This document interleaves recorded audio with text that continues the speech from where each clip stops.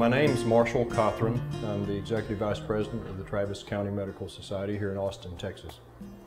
I'm actually pleased that the Travis County Medical Society is the home base. It's where DocBook was piloted originally by Dr. Garamy, and it's where, after being successful, that DocBook was eventually launched. Well, when Dr. Garamy first approached the Medical Society with this concept, we were interested in it because the Travis County Medical Society, as most medical societies, one of our most highly valued benefits of membership is our venerable hard copy pictorial directory of doctors. And what he was bringing to us was this concept to where we could distribute a directory to our physicians of all the member doctors in electronic form. And I don't think the old pictorial will ever go away, but it will never be sufficient to cover all the needs of doctors as well. So this gave us another potential avenue, another medium in which to publish our directory.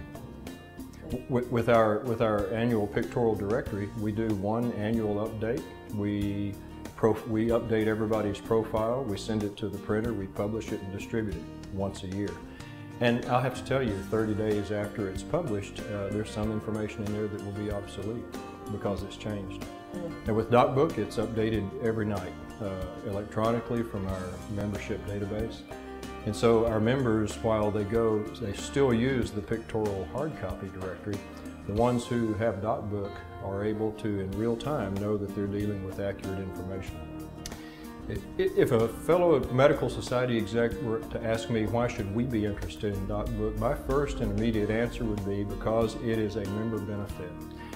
We were interested in DocBook for several reasons, but the first and foremost reason is this looked like a tool that would benefit our members.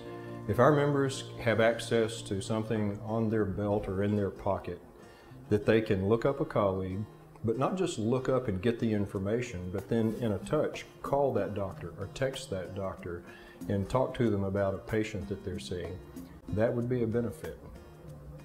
That was the number one thing. The number two thing that we saw in that was this unique concept that we discussed with Dr. Garamy about his distribution channel, about using medical societies as your base of distribution. The Medical Society database is what makes that rich and valuable, but limiting it to be distributed to Medical Society members actually makes that tool a valuable benefit of membership. And that's really secondary to us. Our first concern is the value to our members, and the second concern is the value to the organization itself.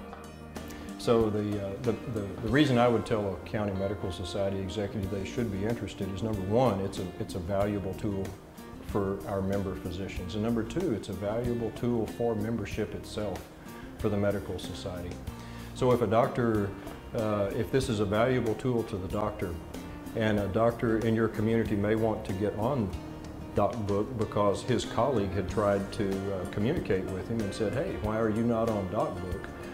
Well, if he's not a member of the medical society, then there's an opportunity. There's an opportunity for that physician to join his other colleagues in the medical society, not just to join those that are on DocBook. So it is very much a membership recruitment and retention tool for medical societies that sponsor it.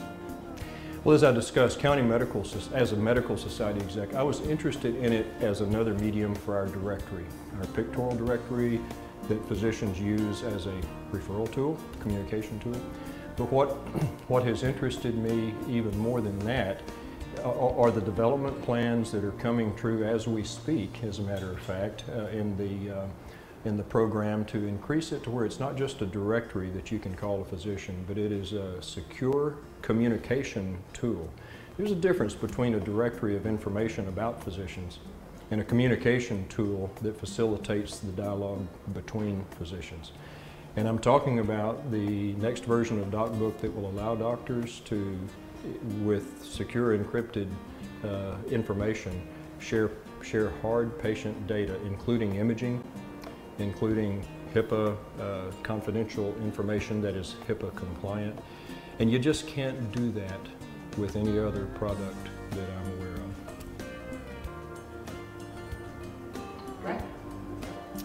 Well, as a county medical society exec, what I would do is relate an anecdotal experience that was shared with me by one of my members who is an anesthesiologist.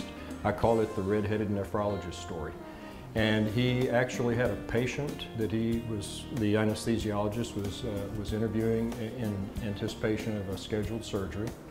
And something about that patient's history bothered him, and he needed to talk to that patient's nephrologist, but didn't know who it was. And he asked the patient, and the patient said, "I cannot remember his name, but I think he had red hair."